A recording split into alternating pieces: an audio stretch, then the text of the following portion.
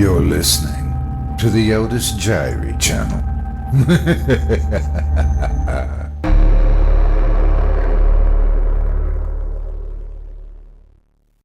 The Ladies of the Lake by Dave Stancliff, performed by Otis Jiry. Not far from Lake Minnetonka in Minnesota, there's a smaller lake east of that few, if any, tourists have ever seen. The locals say it's haunted by 3 women and avoid going there. If the lake ever had a name, no one knows what it is now. North of the lake, a 30-mile trek away, is White Earth Lake. A young man born on the Indian reservation that surrounded it desperately wanted to see the world. He was part of the White Earth Ojibwe band and expected to live his whole life there. But the urge to leave coursed through his veins and his blood boiled for adventure. His native name was Nimi. He is dancing. His white name was Roger. In school, everyone had to answer to their white names. Afterwards, the moment they left school, they went by their real names. Nimi was a reader. That's why he was so smart. He absorbed knowledge like a sponge and was able to retain what he learned. He loved mysteries and studied stories that were passed down by the Ojibwe elders. Tales from the ancient days when the people lived in harmony with Mother Earth. One day he had an epiphany. He'd tell his family and friends that he wanted to go on a vision quest. It would give him the reason he needed to leave the reservation, and it could provide direction for his future. He was ready to seek his guardian spirit, who he could call on for protection and guidance. It had been many years since someone in the tribe set out on a sacred vision quest, and the elders were pleased that someone so well schooled in their culture was undertaking it. Although they felt he should be a little older, they agreed to hold the ceremony. When the rising sun kissed White Earth Lake's surface the next morning, Nimi set out on his quest for adventure. He was dressed in leather breeches and a jacket. He wore a pair of beaded moccasins with good luck tokens sewn into them. 2 days and 30 miles later, Nimi came upon the nameless lake. When the locals told him it was haunted, he felt a thrill of excitement. This was a challenge, he decided, and made a crude camp by the lake. That night, he had weird dreams. He was talking with a woman who was promising him crazy things like immortality and the ability to fly, or to stay underwater for as long as he liked without having to breathe air. When he awoke in the morning, his clothes were wet. Not damp, soaking wet. He scrambled to his feet and jumped around, shaking himself dry under the newly arrived sun. Instead of being worried about why he was wet, Nimi recalled the stories the locals told him. He didn't remember anything about water witches, though, just that there were 3 women who guarded the nameless lake. Unlike most men in his tribe, he didn't fear the unknown. The next night he tried to stay awake, but succumbed to sleep by midnight. His dreams were chaotic and violent. He was flying over the treetops, looking down at a herd of buffalo, being chased by hunters with spears and arrows. He could hear the cries of the hunters as they brought a big bull down. The swirling dust made his eyes gritty. The thrill of the chase increased his heartbeat. And then he woke up in his campsite next to the lake. His eyes burned as he looked around.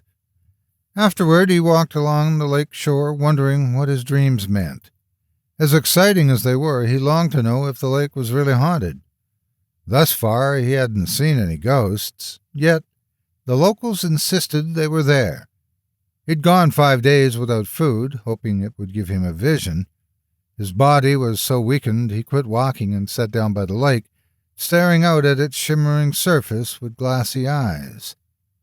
That night, as he lay barely conscious by the smoldering fire pit in his camp, 3 women came to him. They wore diaphanous dresses that accentuated their lithe bodies as they walked across the lake and on land to his camp. How much longer before this human dies from lack of food and our nightly bloodletting? One of the women asked the other 2. It's hard to say, sister. This human has a strong spirit. Another one commented.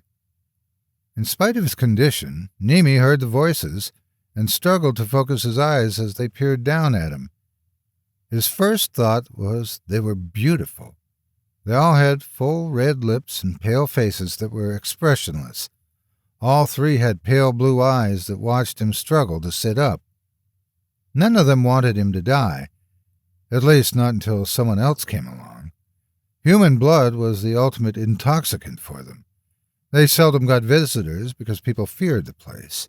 When they did, they tried their best to make the experience last as long as possible before draining the victim's final lifeblood.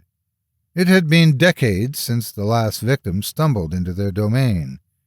Nimi's blood was a special treat after that long drought. In spite of his weakened condition, he recalled a tale one of his elders told him about supernatural beings, that if he could drink their blood, he would be strong enough to banish them to hell where they belonged. Summoning up the last of his strength, he spoke. "Ladies of the lake, I am Nimi, your loyal servant. If you could each give me a little of your blood, I could continue serving you longer instead of dying right now." The three were startled by the request and argued among themselves for a while before coming to a decision. When they did, each one used a fingernail to slash their own wrists. "Come, drink then, human," one offered as she held her bloody wrist out. Without hesitation, Nimi sucked on the proffered wrist. When she stepped aside, the second offered hers, and by the time he was sucking on the third's wrist, he felt a hot, powerful surge course through his veins. Night turned to day. He could understand what the animals in the nearby forest were saying. Power incarnate made his bronze face glow. The sisters, sensing something had gone wrong, huddled together and watched his transformation with their pale blue eyes. When he finally turned his attention on them, they could see the mistake they'd made. In their eagerness, they ignored the law of blood. Their mixed blood took him to another level of awareness and power over them. He slowly stretched, never taking his eyes off the three women. They turned in fear, as if to go back in the lake, when he clapped his hands together and sent them straight to hell. As it stands, evil is meant to be destroyed by heroes in all cultures. Thank you so much for taking time out of your day to listen to this story in its entirety. If you enjoy what you hear and what I do and would like to support me and my efforts, visit my Patreon page at patreon.com/Otis Jiry. If you haven't yet, please hit the like button and subscribe today, and share this video with everyone on your social media. It helps more than you could ever imagine. Again, thank you for listening and have a great day. God bless you.